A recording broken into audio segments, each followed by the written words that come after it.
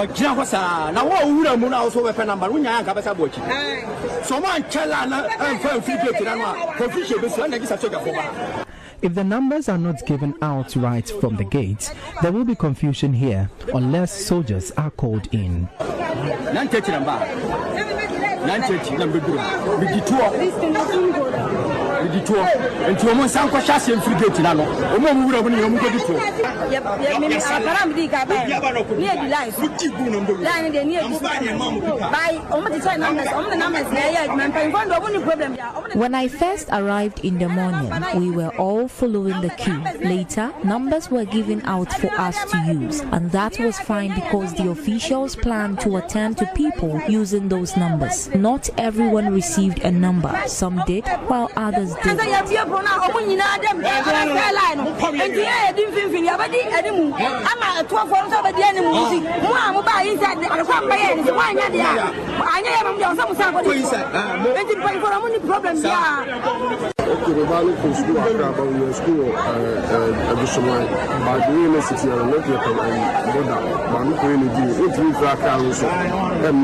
My child is from Accra and was placed at Ejusuman Senior High School as a day student. Since she is from Accra, she cannot attend the school as a day student, so we are here to request that her placement be changed to boarding.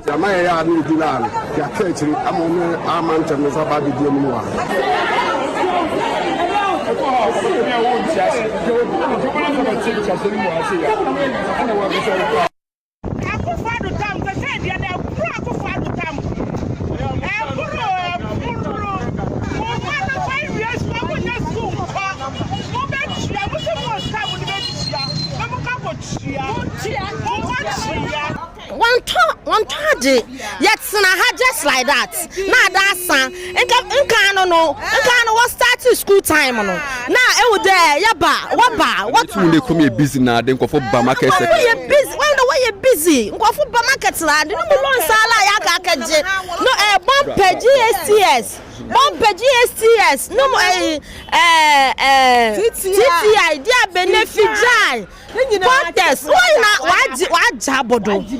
What Nina Bodo? That's not all bandam. Sweeping brush. No more trouble. There, I don't want to ask. And Pomba Farmer when I tell you, I was saying, Kakina down top. Nina, what Tony Nabo. Oh, Papa was simple. What Tony Nina? What Tony Nina?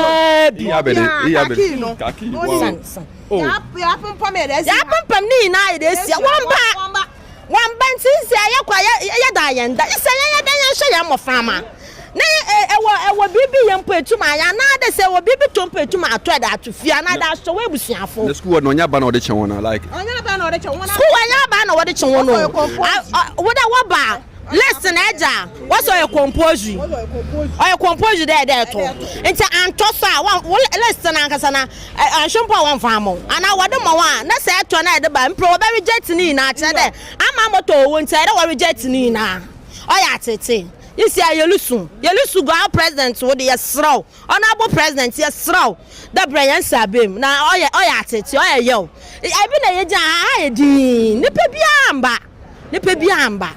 Nti honorable president mpaying for honorable lawyer Fedu yabo wonando yesraw da wambre ya ne sabem no ya no afibia nam de management mekaji loan na madotan enda so biri twom na nya so numu na so madam wo lesi no also ma to bibia wo school ho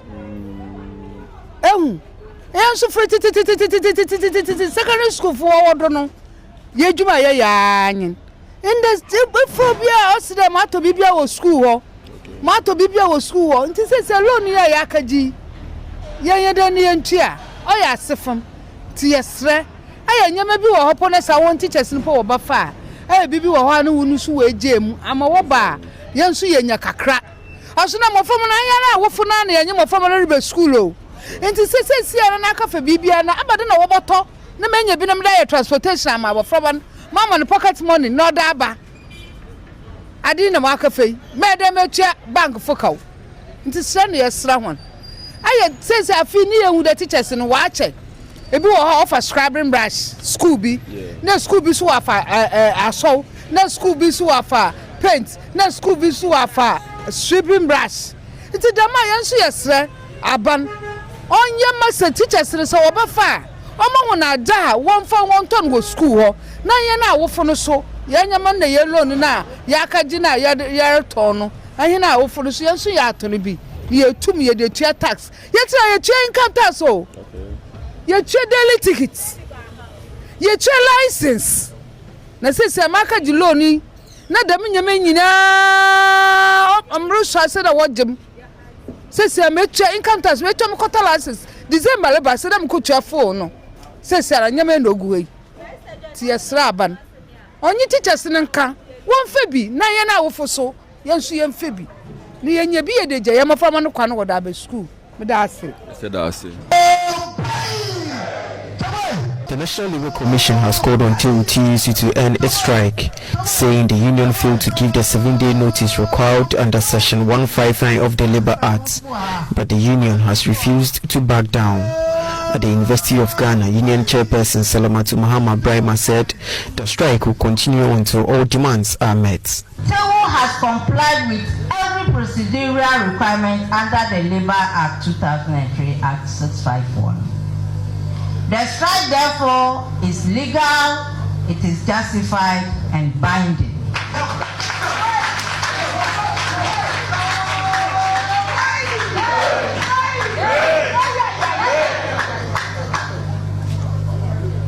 TEWU will only suspend this strike